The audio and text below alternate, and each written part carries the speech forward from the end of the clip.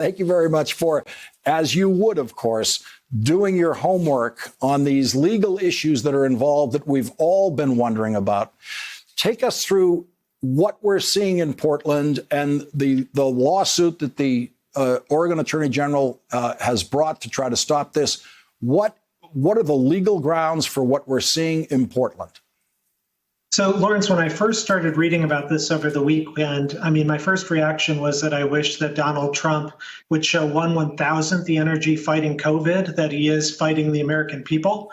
But I didn't want to just react that way and just react out of kind of anger and sadness about his failures on coronavirus. And so I think here there are issues about both policy and the law.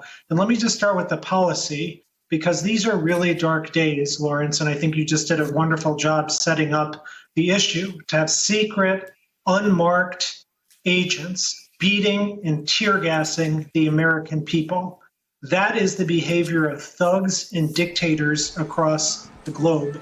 That is the behavior that lost in the American Revolution, it lost in India, it lost in the American South during the Civil Rights Revolution and what John Lewis's death reminds us of.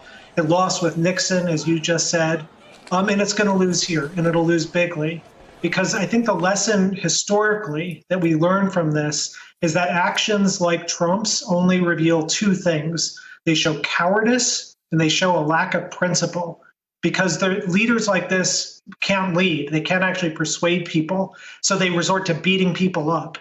And that only leads the crowds to grow.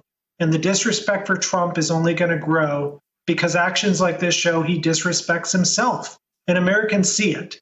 And he can't trust himself to win on the up and up. And so he has to resort to these thug tactics. So that's the policy problems. And now, you want me to get into the legal stuff, or do you want to stop? Please do, Neal. Please take us through legally what we're seeing here.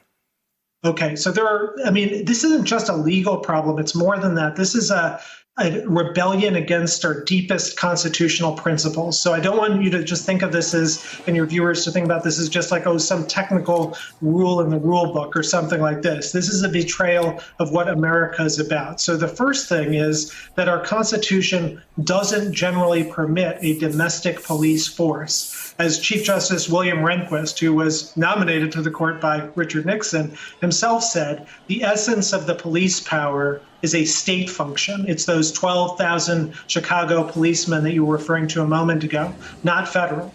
Now, even if Trump could get over that hurdle, that the Constitution doesn't permit federal policing in general, Congress has got to authorize it by law. And there is no law authorizing them to do so.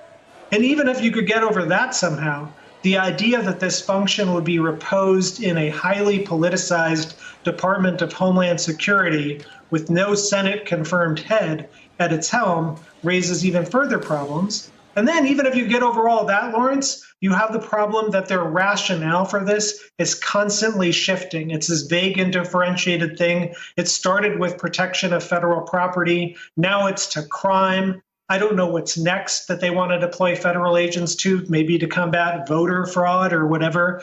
Look, if Trump wants to stop crime, he's got lots of tools for it, including using his Justice Department to actually go and prosecute criminals instead of pardoning people like Stone and Roger Stone and Joe Arpaio and people like that. This isn't the way to do it.